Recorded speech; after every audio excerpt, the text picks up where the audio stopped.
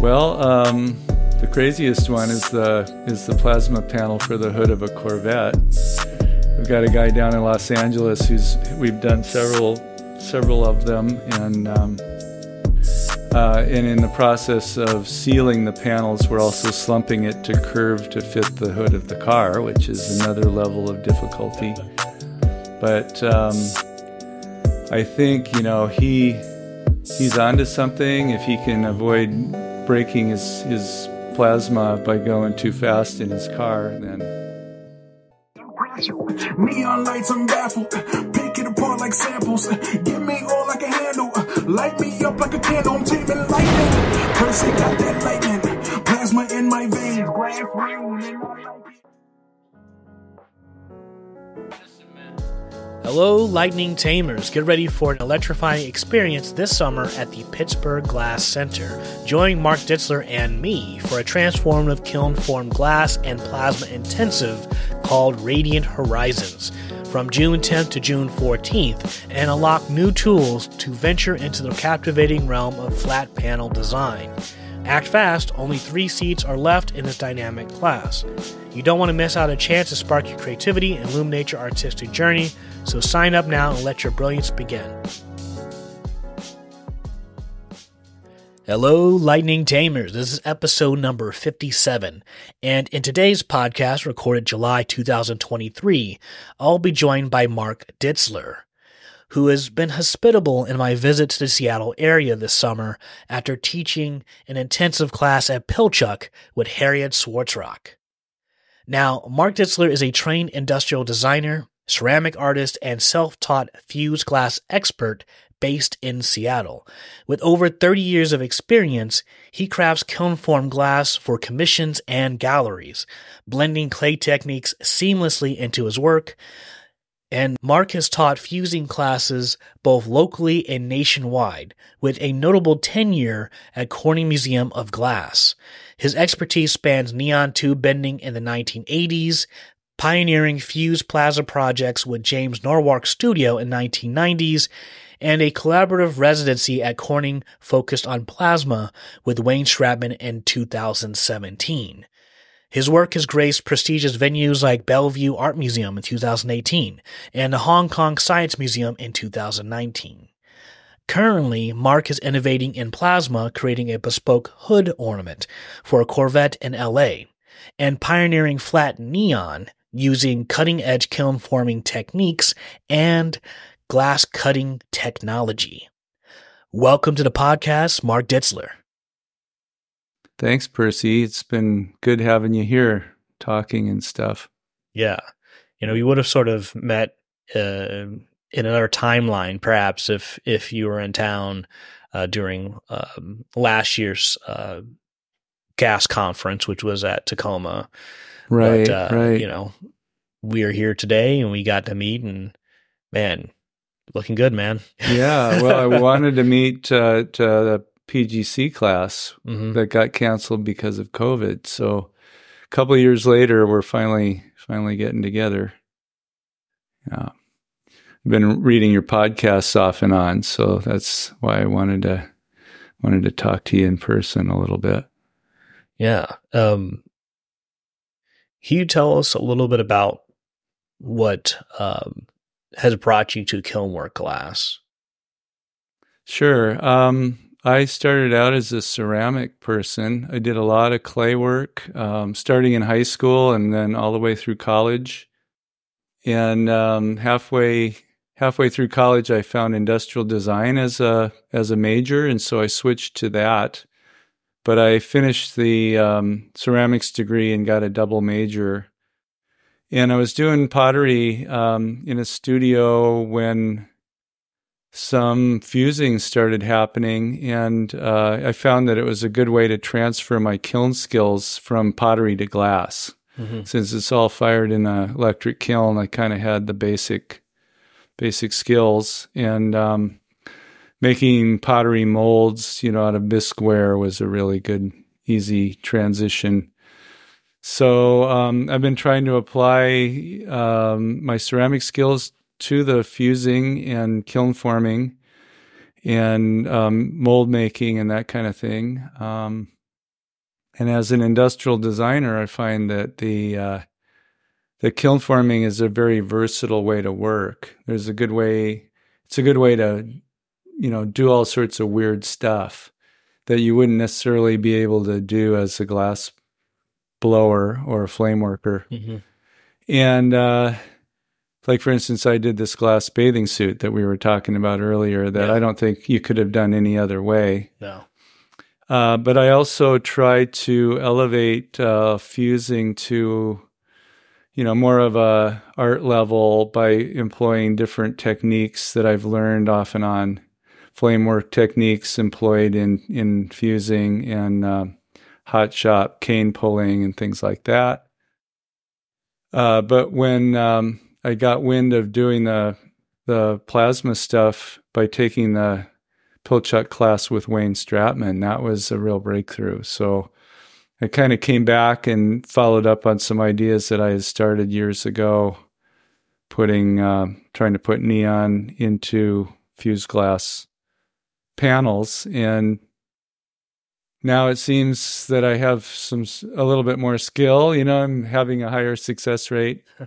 Really wanted to take your class with Ed because I thought that would have really added to my skill set. But I think I'm on the right track. I think using the Rouchet flux is going to be how it works. And so, looking forward to exploring some new ideas and building on what I've been able to do so far. Yeah, I mean, from what I observed, you're on track, way ahead of me. You were there before I even got there, and I really just started to understand how to use the Rouchet flux as part of assembling the electrode to the glass or multiple glass pieces. When I took Ed's class, I kind of gave myself an opportunity to learn it. Ed's kind of mentoring suggestion, which is a real hard push to try something. But then I really understood it once we had a lot of different students working with it. So I find I learned both in the presence of those who know more than me and those who are starting to learn something. So workshops have been very helpful for me. Mm-hmm. Forgive me, but I don't recall a clear image of what an industrial design entails. Well, it's sort of, when I was doing it as a student, it seemed like a bridge between technology and art. And in the early years, it's like, a well-designed object has a good, human interface. It looks beautiful and it's easy to operate. But in terms of doing commission work, it's kind of like being able to propose an idea, make a good drawing, think it through so that by the time somebody, is ready to go ahead with a project, I also know what I need to do because I've kind of outlined it in advance. Gives me a little bit more security that I feel like I can do what they want and not have to struggle figuring it out after I've got the job. But industrial design encompasses cars, airplanes, all the way down to toaster ovens and espresso makers and things like that. If you're an industrial, doing it for a manufacturer. And in art, I just feel like it's a good way to, stretch the boundaries a little bit in the technical areas. So that's how I got into the plasma. I like the craftsmanship and I like the challenge of doing stuff that's a little difficult. Yeah, that actually explains why sort of the information on all the different planes and cars as we took our tour yesterday through the Seattle area, at least around the shop and around your home. Right. I was trying to get a sense of what that connection exactly was, but now I have a better understanding of that. Yeah.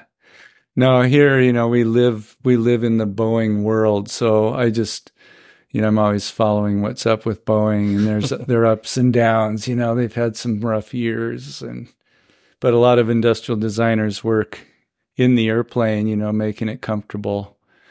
And, I appreciate that. it's kind of interesting to me what other people do, that way. Yeah. And I find that in the exploration of plasma, it gets me to understand more about the world around me in ways that I would not have been interested prior. So I'm curious, how does kiln work glass look like for plasma or plasma illuminated sculpture or artworks? Well, first of all, it's flat. I think, I envision it as being sort of like a flat panel display, sort of, and doing stuff that is kind of like neon tubing, but by carving channels through the glass, using different methods to create the pathway for the electrical flow to pass through there, and hopefully illuminate the glass in different ways.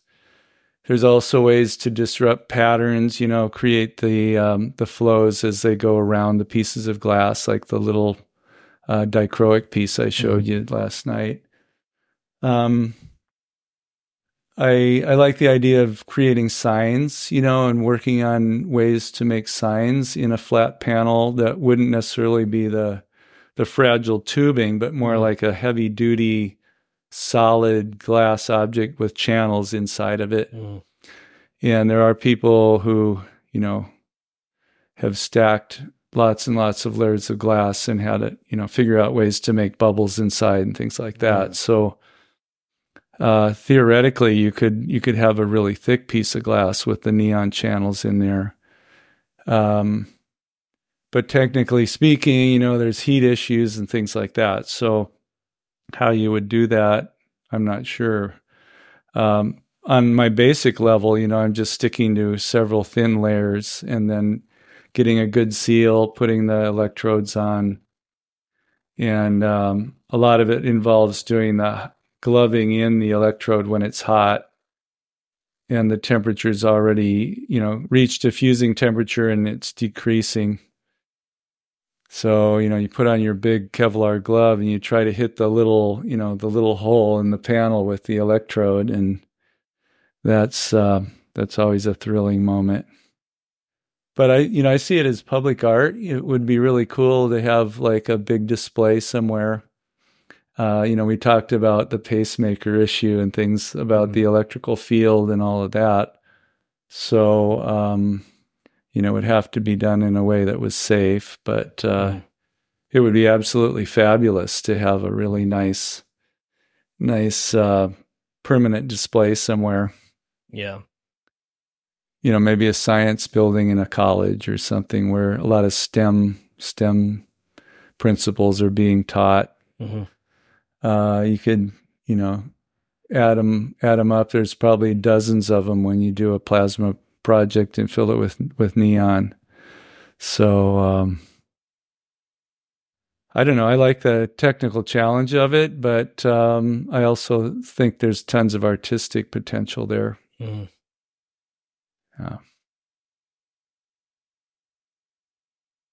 And what kind of interesting projects can you speak of that you've been working on? Well, the craziest one is the plasma panel for the hood of a Corvette. We've got a guy down in Los Angeles we've done several of them, and it's getting pretty nice. And in the process of sealing the panels, we're also slumping it to curve to fit the hood of the car, which is another level of difficulty. But I think, he's onto something. If he can avoid breaking his plasma by going too fast in his car, then it might be a cool car show item. Yeah. I've done a few flat panel projects for science museums where hopefully people are able to touch them and interact with them, because when you ground out the surface, it's attractive to your hand. I did a big one for a glass biennial here a few years ago, and that one was really cool. The pictures that I took and the videos are really pretty cool. However, some of the units are starting to fail, so I'm not sure what was going on with that. But it's probably, a very good accomplishment for the level of skill I had at the time. Yeah. And I don't know, can't think of too many others. I did one that was a flaming radio that I incorporated some of my cane pulling into. That one you haven't seen yet, but I'll show you that one. Yeah. Attention lightning tamers. Hey there, fantastic listeners of the Taming Lightning podcast. Percy here. I want to give a massive shout out to all of our supporters, especially those shining bright as our Patreon patrons. As of January 2024, we're a community of 12 strong, contributing a total of $69 per month. This incredible support covers everything from podcast hosting to essential podcasting and production tools and ongoing processing needs. But you know what? The glow doesn't have to stop there. You, dear listener, can be a part of this luminescent journey too. Become a patron on Patreon at patreon.com/taminglightning. Whether it's $2 or more, your support makes a significant impact. And here's an extra sparkle. Patreon patrons enjoy exclusive perks. That's a tongue twister for you. Free downloads for 3D printable files, downloadable learning materials and tools, early access to podcasts, and a shiny Patreon token on our page of patrons, recognizing those who have supported the podcast, including our sponsors and which episodes and projects they supported. So let's keep the Taming Lightning mission shining bright. Join us on Patreon and become a crucial part of our luminous community. Yeah, when you're doing these sort of special projects, I talk about this a lot on the podcast or just in general when I'm talking through with my students this year about the electrode. Is sort of the thing that sticks out, and that's the thing you have to protect. So even with these special projects, you have to worry about not only the glass sending vibration from the car, but how the electrode is protected when the lid is closed, heat, things like that. It almost seems like maybe perhaps a project like this would benefit from being borosilicate panels, but then that's a whole nother level, like trying to figure out how to seal that stuff, and silver shade is not going to be the answer anymore. Well, the glass would be tougher. It would have to be fired at a much, much hotter level, and I've only heard of people kiln working boro once in a while. Yeah. If you could water jet cut it and laminate it, with the flux in between layers, that might work. This guy, it depends what he does with it. If it was me, I would have it be a portable unit that I could put in on the car, take it off and on the car, only at car shows once it was stopped. But having, neon in a car that's on the road, once in a while we've seen that, and it's really striking. It's pretty crazy beautiful. So, maybe if he can figure out a way to have it on while he's driving, I don't know, might cause some car accidents, which is why you really can't have neon or underglow sometimes, and cops will look at you for that. Is that the case? They don't like it? Cause as far as like Pennsylvania and Illinois, I'm not sure if that is different in other states. Yeah, I'm not sure about that. I haven't seen it much, so maybe that is, you have to turn it on once it's in the parking lot and all your friends are around or something. Yeah. I don't know. As an industrial designer, I could see neon all over a car. I really wouldn't. Maybe with the new electric cars that are coming, they'll start, employing glowing panels and things. That might be cool with the LEDs, and turn signal design is a really big part of it. Let's talk a little bit about lumen glass. And that's something that Wayne had developed. Is that something that you work with as well, or? Yeah. At Pilchuck, Wayne let me do a little lumen glass test panel, and it turned out well. So I came back and I started doing a lot of that. And basically the theory of that is that you powder coat borosilicate beads with different colors of phosphor, and you sandwich it between the two layers of glass. And then once the two layers are tack fused together, you put the electrode on as the temperature is descending. So you don't, in the days of the lead electrode, you didn't slump it over. Now they have, I think, tougher electrodes that aren't lead glass. But what I like about that is that the different colors of phosphor are really, interesting, and you can create color layers or color areas in one panel that are different colors by dumping the beads in different places. Wayne had a patent on it. He, I think eventually, it started getting out in the world, so a lot of people were making them. And so it's not a new idea, but the trick would be to use it in different ways, to, employ it in ways that are, other than wall panels and bar tops and stuff like that. So, I think it's got potential. He's already explored a lot of the areas of it, but maybe with creative water jet cutting or ways to create shapes and then different colored beads, you could do something different. That slides right into like sort of the next topic, which is kind of about the tools or technology that would help in the making. And water jet cutting is excellent for a lot of materials, but it can be very challenging for glass. What are some of the things that make water jet cutting difficult or challenging with our material of glass, especially sheet glass? Yeah.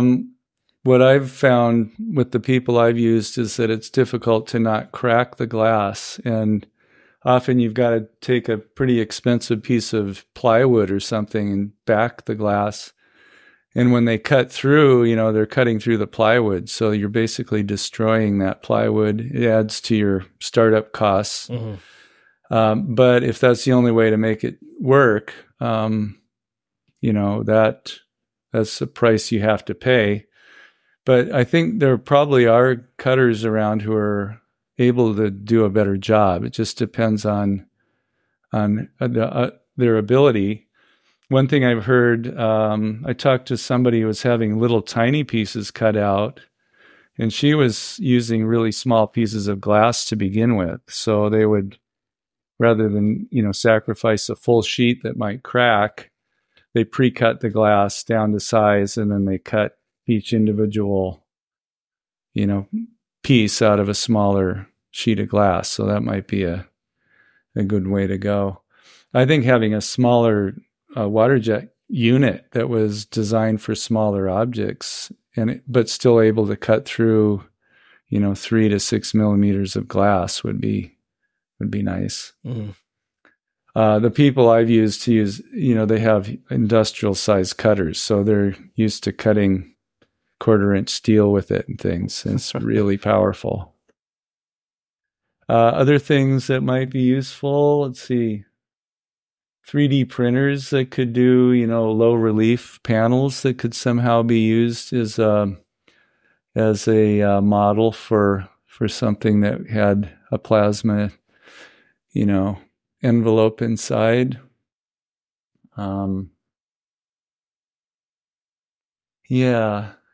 Cheaper gas would be good. We've talked about that. Hopefully, people start, replenishing the supply of the gases, and the price will come down a little bit. But I just work on a really basic level. I think, we talked about doing flat Nixie tubes. That's one of the things that I'm aiming for in the future. Somehow getting some kind of a flat panel deal where you've got a whole bunch of different wires that'll light up inside the plasma envelope would be a challenge, but I think it's worth trying to figure that one out. Good sources of power supplies, And it sounds like there are some ones I didn't know about that you just told me of. Mm-hmm. So that's good. I mean, anything that is a sculpture, having wires connected to it is sort of a drawback. So having a way to, hide the wires, make it look more of like a freestanding object would be nice. Would that mean like employing the expenses of like a battery of some sort? Maybe. I've thought it would be kind of neat to do public art where you had some solar panels on it and then do a battery charge during the day and have it, come on at night and have enough power to go all night long. Sounds like a collaboration between some of those ideas and David Wilson and his atomic solar business. Yeah. We should talk about that because I would love to, figure out a way that you could totally get off grid and have it, plant these things in places where there were no wires connecting it at all and just have it go off of solar. Mm-hmm. And the solar could be beautiful too. I mean, all of these silicon wafers that they use, they actually have that kind of crystal matrix in them. So it could be incorporated into the sculpture itself and be really beautiful. I can imagine. Yeah. The trick is, finding all the technology to do that stuff and having a, battery stack inside your sculpture that nobody sees and that kind of thing. Mm-hmm. But it would definitely be doable. So maybe something to work on. Between the work that you do, which involves plasma and does not, which are you more excited about? And which would you be more interested in taking on more commission from? The one idea that I'm really dreaming of doing is a wall installation of glass butterflies. I need to have a patron, come along and commission that big idea. I've been doing screen printed butterflies for a while, and the idea is that they're so reproducible. The longer you use the screen, the better it gets. The images get better and better as you work the paint. And so, doing hundreds or even thousands of glass butterflies and wall mounting them in an airport or, a hotel lobby or a clinic, there are a lot of hospitals have an art budget that they're looking for art that's uplifting and giving people, a feeling of joy or at least distraction from their troubles that they're seeing the doctor for. It's like, it would be great to do butterflies. If there was some way to put some of my cane clouds in there, that would be great. And then, building plasma into it somehow would be really cool. But I don't know if people would go for, something that complicated. But I could see, plasma clouds in a big public display too. Mm-hmm. Using a combination of different fusing techniques to really take it from the lumen glass idea, which is just window glass, to something that's incorporating all sorts of glass techniques into this thing. And also having that illuminated background could be really amazing. So those are my dreams, but what you need is somebody to come along with a budget, and have somebody commission a big thing like that you could design something really fantastic. Mm-hmm.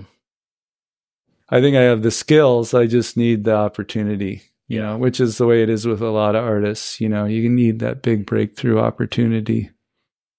And it'll come one of these days, hopefully before I'm sitting in a wheelchair. So, throughout your career, you've been also teaching as well. What are some of your teaching philosophies that allows you to have a successful class in a teaching environment? That's a good question. I love teaching. I feel like I'm my best self when I'm teaching. I learn a lot from my students. They have amazing ideas, and there's this Japanese concept of beginner's mind, where before you're completely aware of the limits, you just think, completely out of the box. And it's really amazing to see the kind of ideas that people come to at that stage.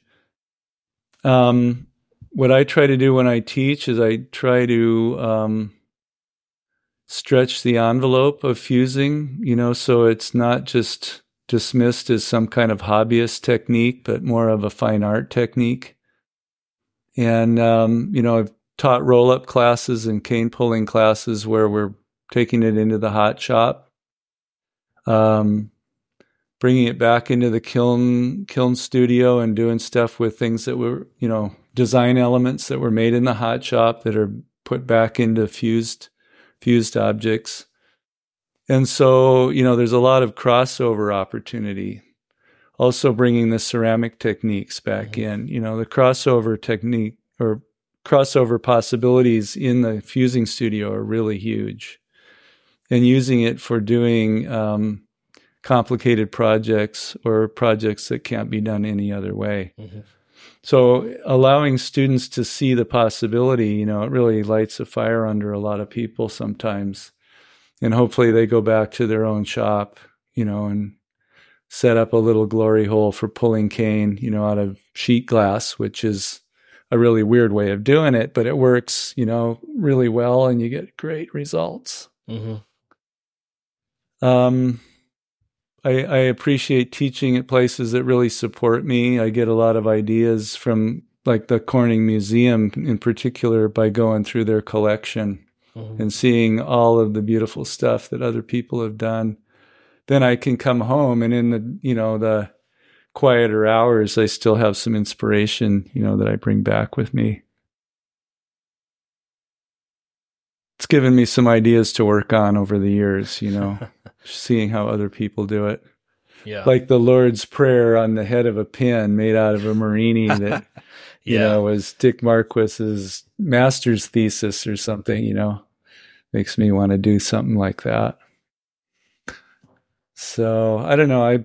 I do like teaching. I've taught for approximately 30 years, and I've seen the fusing world change. It's really, kind of developed into something really big and really cool. There's a lot of people trying new ideas that are really neat.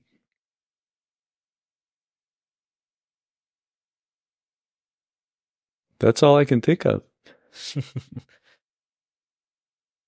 Well, I'm excited to push forward to see what places we can teach at in next summer.